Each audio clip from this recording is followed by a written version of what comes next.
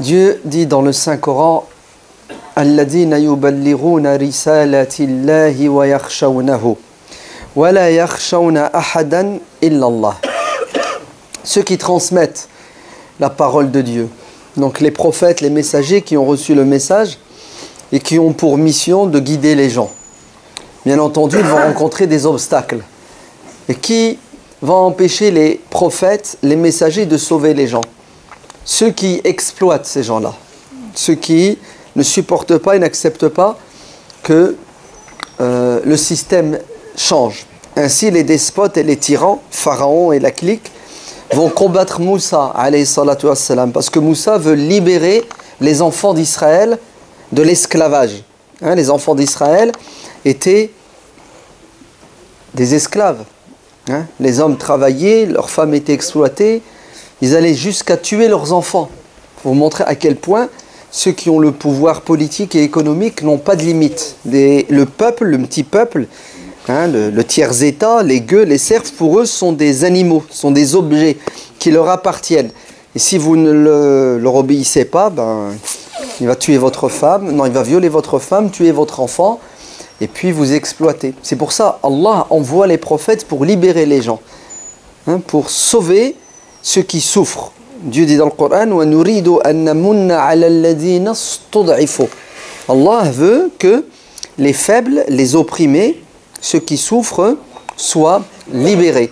Et les prophètes sont des libérateurs, avec un message qui libère déjà les esprits, parce qu'on est colonisé à l'intérieur, ensuite qui libère les corps de toute forme de domination. Donc, Allah dit des prophètes qu'ils transmettent le message et qu'ils ne craignent pas la pression et la répression. C'est-à-dire qu'ils ne craignent pas l'ennemi, Abu Jahl, Abu Lahab et toute la clique. Et le prophète, alayhi salatu wassalam, dit que les savants, al-ulama, warathatu al-anbiya, les savants sont les héritiers des prophètes. C'est-à-dire les savants vont faire exactement ce que les prophètes ont fait. C'est-à-dire guider les gens, transmettre la religion, non, se battre pour libérer les gens. Se sacrifier malgré les obstacles. Pourquoi? Pour que les gens vivent libres. Et bien entendu, Pharaon et Abu Jahl n'acceptent pas que les savants continuent le travail des prophètes. C'est pour ça, quelques années après la mort du prophète, alayhi salatu wassalam, le monde musulman va être géré par des dirigeants qui vont faire que la communauté musulmane va retourner en arrière. L'islam est venu libérer les musulmans de la domination d'Abu Jahl, de Khosroès, l'empereur perse, de Khaysar, l'empereur byzantin, donc les empires, les dominateurs, et on va avoir malheureusement une déviance flagrante au niveau politique. Ceux qui vont prendre le pouvoir vont dominer par la force. Et les savants ne vont pas se taire. Les savants vont se soulever contre al-zulm, contre l'injustice. Et parmi ces savants qui se soulèvent contre l'injustice, se trouve un savant qui s'appelle Kharija ibn Zayd ibn Thabit, c'est-à-dire le fils du compagnon du prophète, alayhi salatu wassalam, qui s'appelle Zayd ibn Thabit. Ça vous dit quelque chose, Zayd ibn Thabit? Non? Bon, pour ceux qui ne savent pas, le Coran qu'on a là, c'est le Mus'haf. Qui c'est qui l'a rédigé? Qui c'est qui a pris tous les fragments de Coran qui existaient et qui en a fait un Mus'haf, un livre? C'est Zayd ibn Thabit, radiallahu anhu. C'est lui qui a été choisi par Abu Bakr, Omar et tous les Sahaba parce que c'était quelqu'un d'intelligent, c'était quelqu'un de perspicace, c'était quelqu'un qui était lettré. Puisque déjà à l'époque du prophète, il écrivait, c'était un scribe. Zayd ibn Thabit a un fils qui s'appelle Kharija, qui fait partie des grands fuqaha, des grands jurisconsultes de la ville de Médine qui vont former toute une génération de savants, ce qu'on appelle les tabi'in. Est-ce que vous savez que Kharija ibn Zayd, ne va pas accepter le dhulm, l'injustice des sultans, des rois omeyyades? Et qu'est-ce que vont faire ces rois omeyyades? Ils vont faire pression sur les savants. plusieurs formes de pression. L'une des pressions, c'est qu'ils vont taper dans le porte-monnaie. C'est-à-dire qu'ils vont leur faire des contrôles fiscaux. Non, pardon. Non, à l'époque, il n'y avait pas de contrôle fiscal. À l'époque, c'est on te coupait direct ta paie. C'est-à-dire que ces savants-là recevaient un salaire pour pouvoir être à plein temps, pour éduquer et transmettre le savoir. Eh ben, tous les savants qui ne voulaient pas accepter al-zulm wal-hugra, on leur coupait les vivres pour qu'ils deviennent pauvres, indigents, qu'ils arrêtent d'enseigner l'islam et qu'ils aillent travailler dans les champs. Et qu'est-ce que va faire Kharija? Ben, il va résister, lui et des centaines et des milliers de savants. Jusqu'à ce qu'arrive au pouvoir un calife qui s'appelle Omar ibn Abdelaziz. Lui, il était bon, lui. Il était juste. Vous avez compris? Parce qu'il était juste, donc il était bon. Qu'est-ce que va faire Omar ibn Abdelaziz? Il va rendre à Kharija ibn Zayd son salaire. Il va lui dire, pendant des années, ils t'ont coupé les vivres, mes collègues là, les califes, les rois omeyyades, je te rends, je te fais un rappel sur salaire, et Kharija va refuser. Il va dire non, je n'accepte pas que tu me rendes mes 10 années de salaire, sauf si tu rends le salaire à tous les autres savants, n'est pas moi tout seul. C'est-à-dire tous ceux qui ont subi cette injustice doivent recouvrer leurs droits. Est-ce que vous savez qu'Omar ibn Abdelaziz radiallahu anhu, il a commencé à rendre l'argent aux savants, leur salaire, et il a été incapable de tous les rembourser. Vous savez pourquoi? Parce qu'il n'y avait pas assez d'argent dans les caisses. Pour vous montrer à quel point nos savants, au 1er siècle, ont subi une hugra sans précédent. Les caisses de l'État, à l'époque de Omar ibn Abdelaziz, à un moment donné, il n'y avait pas assez d'argent pour payer des centaines, des dizaines de milliers de savants qui ont été privés de leur salaire pendant 10 ans, pendant 20 ans, pendant 30 ans. Un autre savant qui va se battre et se soulever contre l'injustice, c'est Salim, le fils de Abdullah ibn Omar ibn al-Khattab. Qui ne connaît pas Abdullah ibn Omar? Abdullah avait un fils qui s'appelle Salim, qui était un grand savant musulman. Lui, Salim, il va faire de la résistance contre la tyrannie, la dictature des rois musulmans. Et à sa mort, quand il est mort, le calife Hisham ibn Abdel Malik était présent à Médine, et Salim, c'est un Médinois. Il va assister à ses obsèques, l'enterrement. Et qu'est-ce qu'il va voir? Il va voir que c'est des dizaines de milliers de personnes qui vont prier sur la dépouille de Salim et qui vont l'accompagner jusqu'à sa dernière demeure au cimetière. Et là, Hicham va dire, il avait autant de pouvoir, Salim, pour mobiliser après sa mort autant de personnes. Allez, il a compris que à Médine, les savants avaient une influence. Et pour lui, c'est dangereux.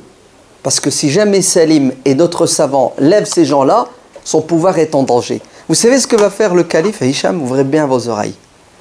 Et il va imposer à 4000 étudiants en sciences islamiques à Médine de s'enrôler dans l'armée musulmane pour aller aux frontières de la Syrie pour se battre contre les Byzantins. En fait, il les a envoyés au casse-pipe pour se débarrasser des intellectuels, pour se débarrasser des savants, parce que un vrai savant est dangereux. Pourquoi est-ce qu'un vrai savant est dangereux? Parce qu'il va combattre al-dhulm, l'injustice. Et généralement, ceux qui ont le pouvoir ne sont pas au service du peuple. Ils ne sont pas là pour aider les gens, mais ils sont là pour profiter et exploiter les gens. On va prendre un troisième savant qui a combattu l'injustice. Et là, ce n'est pas un tabi'i, c'est un compagnon lui-même, un sahabi, et pas n'importe lequel. Il fait partie des 7 sahaba connus pour faire des fatwas, c'est-à-dire répondre aux questions des gens, apporter des solutions aux problèmes. Et il fait partie des 10 sahaba qui ont transmis le plus de hadiths. Il a à son compte plus de 1500 paroles du prophète qu'il a transmises. Ce sahabi s'appelle Jabir ibn Abdillah ibn Hiram radiyallahu anhu. C'est un grand compagnon, c'est pas... Le prophète l'aimait bien, Jabir. Il avait une proximité avec Jabir. Un jour, Jabir a remarqué que le prophète était affaibli à cause de la faim et de la soif. Il va rentrer chez lui, il va dire à son épouse, prépare un repas, car j'ai constaté que le prophète avait très faim. Sa femme va lui dire, il n'y a pas grand-chose.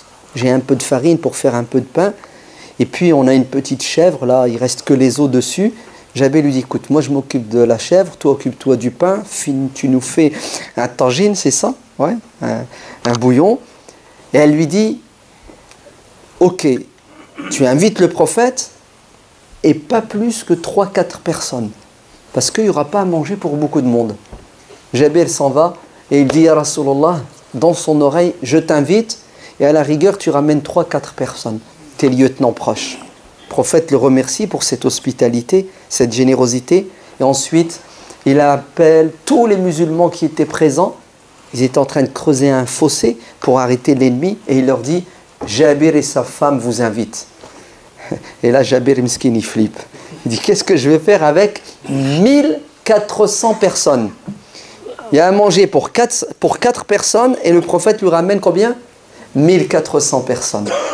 Et il devance le prophète, et il court pour avertir sa femme, pour lui dire, on est cuit. Le prophète a ramené toute l'armée. Et le prophète le rejoint, et lui dit, n'ayez pas peur, je gère. Quand tout sera prêt, ne servez pas dans l'assiette, laissez-moi servir. Et le prophète va faire rentrer ses soldats 10 par 10, et c'est lui qui va servir. Vous voyez, celui qui a le pouvoir doit servir les gens. Vous avez compris? C'est le prophète qui donne à manger.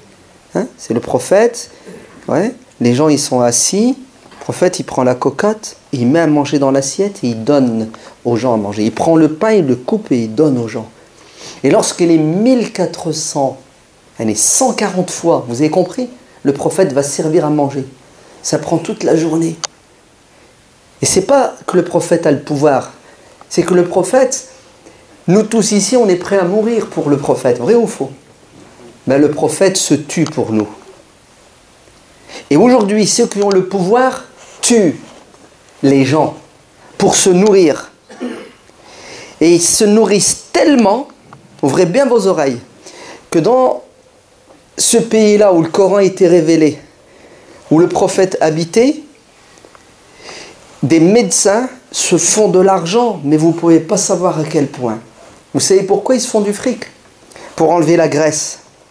Parce que les mecs, ils mangent tellement qu'ils gonflent, et leurs femmes, elles mangent tellement et elles ne font pas la vaisselle parce qu'elles ont des esclaves qu'elles ramènent de Malaisie, d'Indonésie, etc. Donc, elles gonflent, et tous les 6 mois, tous les ans, tous les 2 ans, elles font ce qu'on appelle la liposuction. Nous, on ne connaît pas ça. Si, on commence à devenir obèse à cause du McDonald's, à cause du Coca-Cola. Tu sais, on commence à gonfler. Là-bas, ils sont tellement obèses qu'ils les opèrent, ils enlèvent la graisse et ils les recousent. Vous entendez? Pour vous montrer à quel point il y a de l'injustice, il y a des gens qui meurent de faim et il y a des gens qui meurent de quoi? D'obésité. Si le prophète était présent, il accepterait tout ça? Le prophète cautionnerait tout ça? Non, le prophète se soulèverait contre tout ça.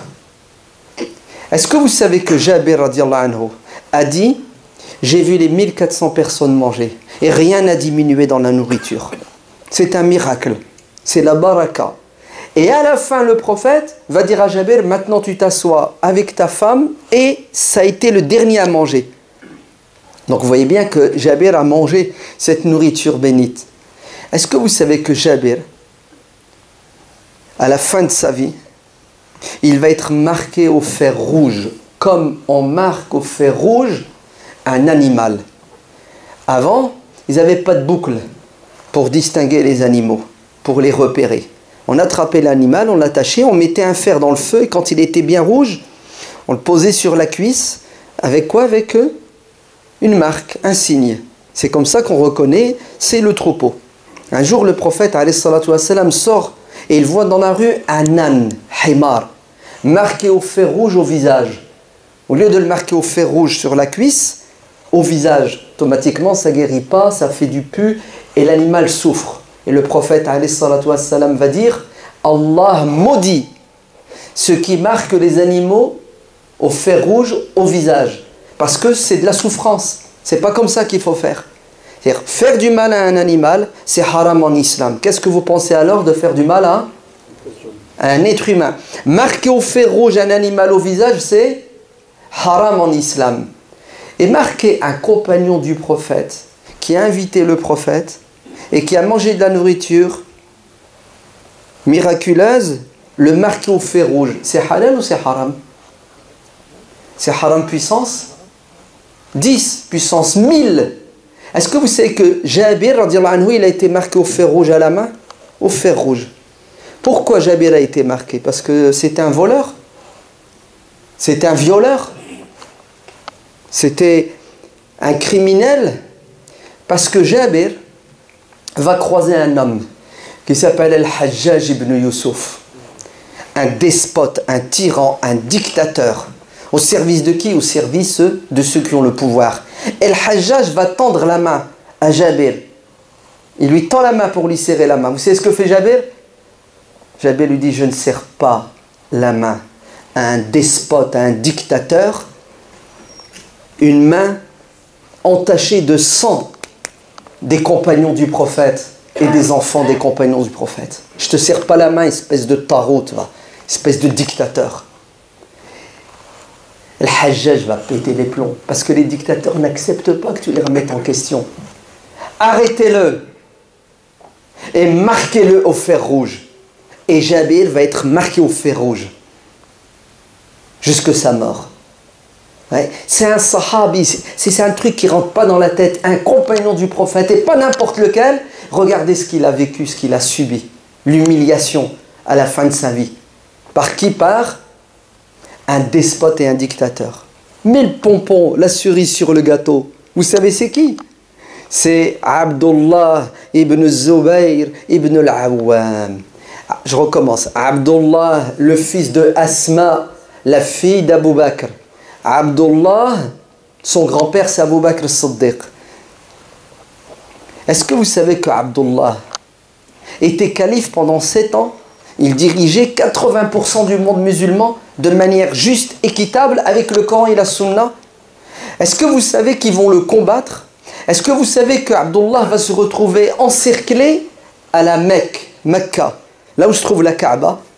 Et le Hajjaj avec son armée, sans pitié pour les habitants de la Mecque, sans pitié pour les compagnons du prophète, pour les enfants des compagnons du prophète, et bien sûr, sans pitié pour la Kaaba. D'ailleurs, qu'est-ce qu'on a ciré de la Kaaba? Celui qui tue un homme, il n'y a pas de problème pour tuer la Kaaba. Vous avez compris? Allez, tu tues quelqu'un, la Kaaba pour toi, c'est rien, c'est des briques. Eh bien, il va bombarder, catapulte. Si bien que la Kaaba, vous êtes prêts? Pour la première fois dans l'histoire de l'islam, la Kaaba est détruite. La Kaaba est brûlée. Et qui a détruit la Kaaba? Des musulmans. Mais pas n'importe quel musulman. Des dictateurs musulmans. D'ailleurs, on se pose même la question, est-ce que c'est possible de dire musulman dictateur? Non, je crois qu'il faut séparer les deux. Parce que quelqu'un qui tue Abdullah ibn Zubayr, quelqu'un qui détruit la Kaaba et qui la brûle, tu ne peux pas être musulman, avoir la foi et faire ça, oui ou non? C'est compliqué hein, quand même. Hein? Ben, c'est ce qui se passe aujourd'hui. Ils tuent des milliers de personnes et ensuite ils vont faire la Umrah. Ils vont tourner autour de la Kaaba. Bien sûr, il faut ramener les caméras. Ouais, il faut ramener les caméras pour voir que le mec c'est un musulman. Tu ne me la feras pas à l'envers. Tourne autour de la Kaaba. La vie d'un être humain, la vie d'un musulman innocent est meilleure que la Kaaba, est meilleure que la terre, est meilleure que l'univers tout entier. Oui, Abdullah ibn Zubayr est mort pour la justice. Il est mort pour l'égalité. Il est mort pour la liberté. Il est mort pour que les musulmans vivent à la lumière du Coran et de la Sunna. Et le Hajjaj l'a tué, mais si seulement il l'avait tué et enterré. Non! Ces gens-là n'ont pas de limite dans l'horreur. Il l'a tué et ensuite il l'a crucifié. Eh oui! Il l'a mis sur une croix à l'entrée de la Mecque. pour que les gens le voient. Normalement, quelqu'un meurt, tu fais quoi? Tu l'enterres? Non, ces gens-là veulent qu'Abdullah ibn Zubayr soit crucifié. Pourquoi? Pour que personne n'ose dire Allahumma inna hada munkar. Ils veulent faire peur au monde entier. Vous savez qui est Abdullah ibn Zubayr? C'est un calife bien guidé. C'est un compagnon du prophète. Regardez comment les despotes et les dictateurs n'ont pas de limite. Qu'Allah nous aide à rester musulmans et à mourir musulmans. Qu'Allah nous donne la force pour combattre les injustices partout sur terre. Qu'Allah nous aide à éduquer nos enfants pour qu'ils soient des musulmans libres, qui se battent pour la liberté, pour l'égalité, pour la fraternité. Donc vous voyez bien qu'il n'y a pas que des savants qui ont vendu leur âme au diable. Il y a des savants qui ont vendu leur âme à Dieu. Minal mu'minina rijalun. Il y a parmi les croyants des croyants qui sont au-dessus de la mêlée. Ce sont ces gens-là qui s'engagent pour défendre les causes justes. Et Allah les appelle dans le Coran rijal, des hommes. Ce ne sont pas des gens qui préfèrent la vie d'ici-bas et qui oublient celle de l'au-delà. Mais ce sont des gens qui arrivent à faire l'équilibre entre les devoirs religieux, spirituels et les devoirs religieux, économiques et politiques. Ils sont musulmans dans la mosquée, ils sont musulmans à l'extérieur de la mosquée. Ils sont musulmans, quand ils voient une injustice, ils réagissent et la combattent. Et ils sont musulmans, quand ils voient quelqu'un qui combat l'injustice, ils l'aident et le soutiennent à la mesure de leur capacité, de leurs moyens. Mais n'est pas musulman, n'a pas la foi, celui qui cautionne al-dhulm, l'injustice. N'est pas musulman, n'a pas la foi, celui qui ne combat pas le munkar, le blâmable, la hugra, l'injustice. Et le minimum, c'est qu'on doit combattre avec notre esprit, avec notre cœur, avec notre bouche. Mais on ne doit pas rester silencieux parce que Dieu n'aime pas les injustes. Et toute personne qui cautionne l'injustice est injuste. Inna Allah la yuhibbu al-zalimin. Inna Allah la yuhibbu al-zalimin. Et dans le Coran, Allah dit Ala na'latullahi ala al-zalimin. Que les injustes soient maudits. ربنا آتنا في الدنيا حسنة وفي الآخرة حسنة وقنا عذاب النار سبحان ربك رب العزة عما يصفون والسلام على المرسلين والحمد لله رب العالمين